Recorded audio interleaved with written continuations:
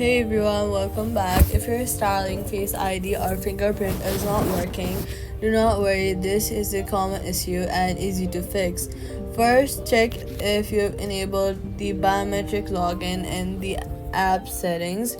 Go to search and then search for Face ID and passcode, and make sure that you have enabled Face ID and passcode for these Starling apps.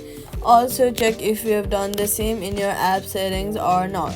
Then make sure your phone number or fingerprint or face unlock is working properly in the device settings.